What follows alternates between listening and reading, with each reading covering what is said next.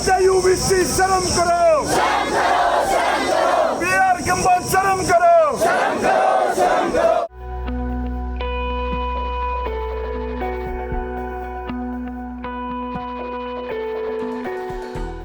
बहनों को किस प्रकार प्रताड़ित किया जा रहा है, हॉस्टल छोड़ने पर मजबूर किया जा रहा है, उनका खाना बंद कर दिया गया है।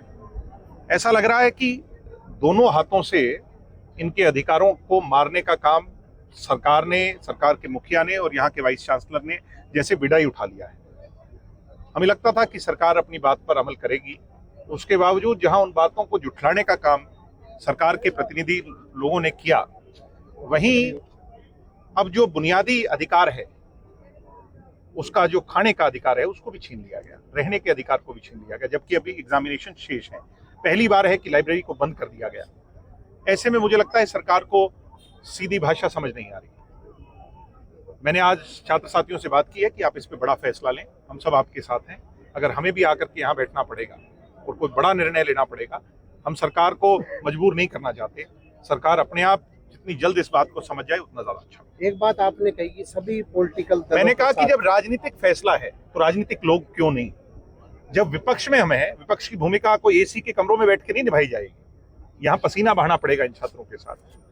मैंने कहा है कि हम तो कफन बांध के आए हैं, लड़ाई लड़नी पड़ेगी, तैयार हैं। जो फैसला आप करोगे, पर फैसला इनका है, फैसला हमारा नहीं। बच्चों को डराया और धमकाया भी जा रहा है कि एफआईआर दर्ज कर दी जाएगी। जो मेरी बहनें कह रही हैं, ये मौखिक तौर से इन लोगों ने आपको बताया कि किस तरीके से क्या हालात है। बहनों को किस प्रकार प्रताड़ित किया जा रहा है, हॉस्टल छोड़ने पर मजबूर किया जा रहा है, उनका खाना बंद कर दिया गया है। ऐसा लग रहा है कि दोनों हाथों से इनके अधिकारों को मारने का काम सरकार ने, सरकार के मुखिया ने और यहाँ के वाइस चांसलर ने जैसे विडाई उठा लिया है।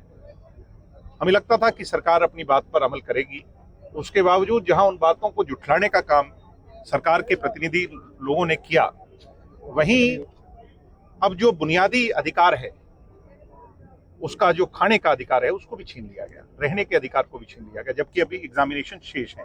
पहली बार है कि लाइब्रेरी को बंद कर दिया गया। ऐसे में मुझे लगता है सरकार को सीधी भाषा समझ नहीं आ रही। मैंने आज छात्र साथियों से बात की है कि आप इस पे बड़ा फैसला लें, हम सब आपके साथ हैं। अगर हमें भी आकर के यहाँ बैठना पड़ेगा और कोई बड़ा निर्णय लेना पड़ेगा, हम सरकार को मजबूर नहीं करना चाहते। सरकार अपने आप जितनी जल्द इस बात को समझ जाए उतना ज्यादा अच्छा। एक बात आपने कही कि सभी पॉलिटिकल, मैंने कहा कि जब राजनीतिक फैसला है तो राजनीतिक लोग क्यों नहीं। जब विपक्ष में हम हैं, विपक्ष की भूमिका कोई एसी के कमरों में बैठ के नहीं निभाई जाएगी। यहाँ पसीना बहाना पड़ेगा इन छात्रों के साथ। मैंने कहा है कि हम तो कफन बांध के आए हैं, लड़ाई लड़नी पड़ेगी, तैयार हैं। जो फैसला आप करोगे, पर फैसला इनका है, फैसला हमारा नहीं। बच्चों को डराया और धमकाया भी जा रहा है कि एफआईआर दर्ज कर दी जाएगी। जो मेरी बहनें कह रही हैं, ये मौखिक तौर से इन लोगों ने आपको बताया कि किस तरीके से क्या हालात है।